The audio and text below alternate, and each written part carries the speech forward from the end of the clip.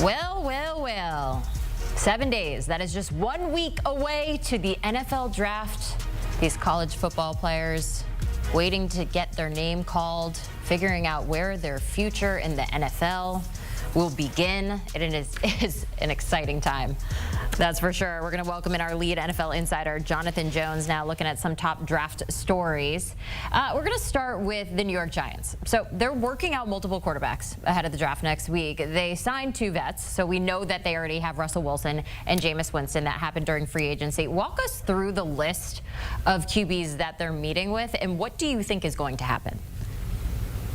Okay, so they have already met and had a private workout with Jackson Dart. Today, on Thursday, they're in Colorado to meet with Shedeur Sanders yet again. This is a quarterback that they have spent a great deal of time on, watching, around. Choose your preposition or your word. They have spent a great amount of time on Shedeur Sanders. They now get him in a private workout after, of course, going to his pro day earlier in the month. And now, after that, they are going to meet with Jalen Milroe, the Alabama quarterback. After that, they're going to meet with Tyler Shough, the Louisville quarterback. All of these are private workouts. And so you may ask, why are they wanting to get these private workouts? What do they get from these that they haven't gotten in going to the pro days and maybe interviewing them at Combine, watching them during their college days? Well, the difference here is, first of all, pro days matter a great deal to head coach Brian Daboll. When you see a pro day, you see a heavily scripted audition. This quarterback has been working at this 60 or so throw or play script for weeks, if not more than a month. But when you get him in a private workout, you get to throw some different things at him. You get to use your own verbiage. You get to see how this player learns, how they react to what you throw at them. You get to watch how they learn, right? And all of those things are incredibly important. Now, you may ask, why are they doing these now? Why the private workouts a week away from the draft? To me, and to a number of folks around the NFL, it doesn't signal that they're having trouble deciding who should be the 3rd overall pick, which of these quarterbacks. To me, and to a number of folks that I talk to, it more signals who they're going to either trade up later into the 1st round to get, or sit in the 2nd round and take with that top of the 2nd round pick. And talking with folks around the league, yes, we all know that Cam Ward is going to go number 1 overall to the Tennessee Titans. But sources I speak with don't believe there's any quarterback worth taking number 3 overall. And so you're looking at how can you manipulate the draft come Thursday night to get one of these guys. Who's going to be worth it? How high do you have to go up? Are you okay if option A goes away that you can go to option B? That is what I and many folks that I speak with believe is what the Giants ultimately are doing this week, figuring out what their plan of action will be. Not at number 3, but somewhere else, potentially later in the 1st round of the draft. This is just a side question. Do you feel like this is one of those drafts where there just are so many questions? I feel like a lot of times in years past, we have a pretty good idea of who's going where and what teams need. This year seems like a little off. Do you agree? I totally agree. As someone who is a capital J journalist who doesn't like being wrong, doing a mock draft is really, really hard. Saying what I just said is really hard. Look, I also want to be very clear.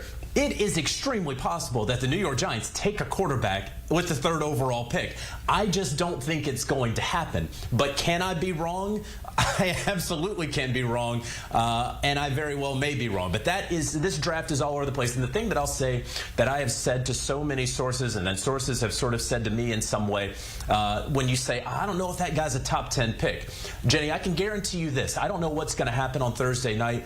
10 players are going to go in the top 10. So you may not think that dude is a top 10 pick, but I promise you 10 players will go in the top 10. That's one thing we do know.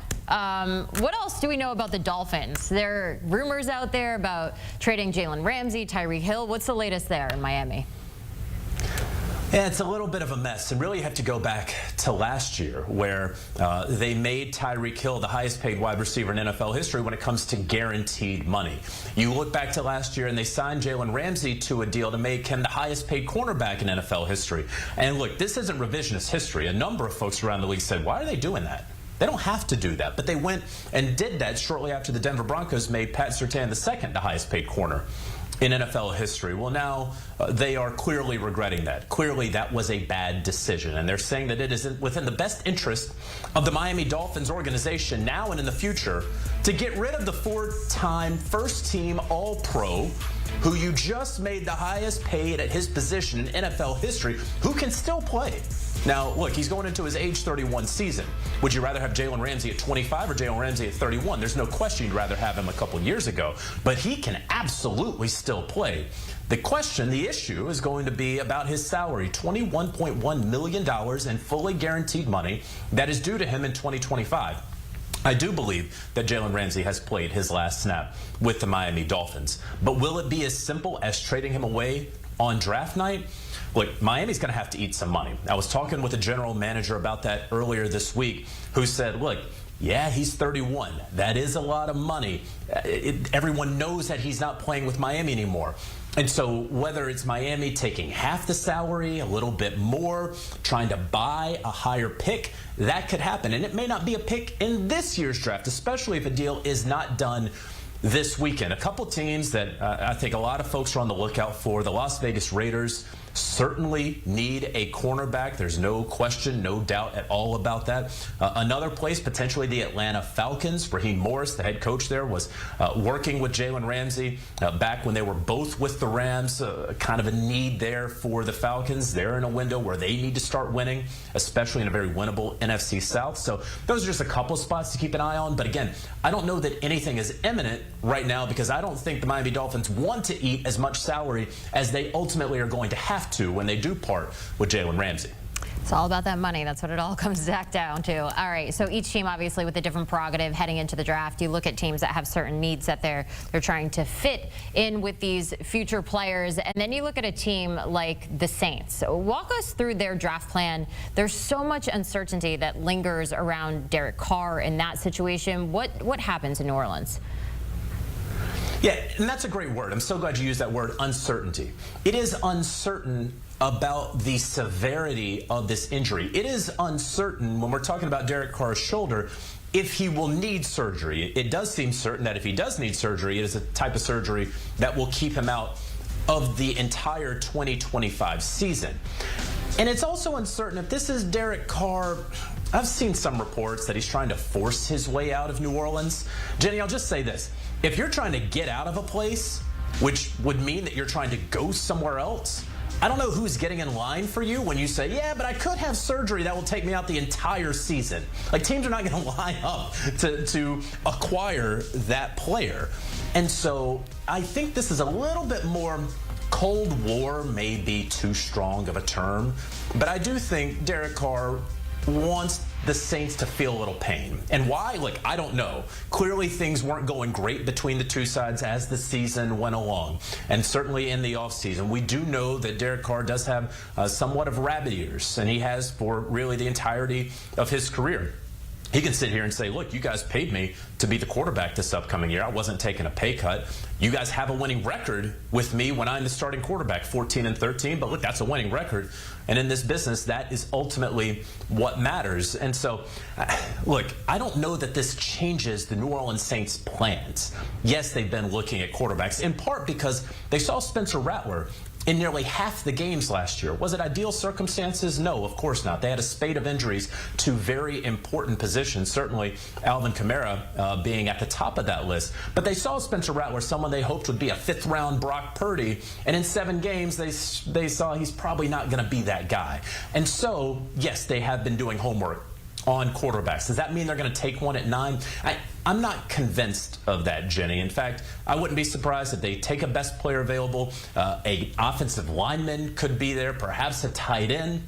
But a quarterback right there, I'm not sold on that. Could it happen at the beginning of the 2nd round? Yes. Absolutely. But in terms of the Derek Carr replacement, in terms of Derek Carr is on a one-way ticket out of New Orleans and it's just a matter of time, it is a matter of time insofar as time is over the span of a year.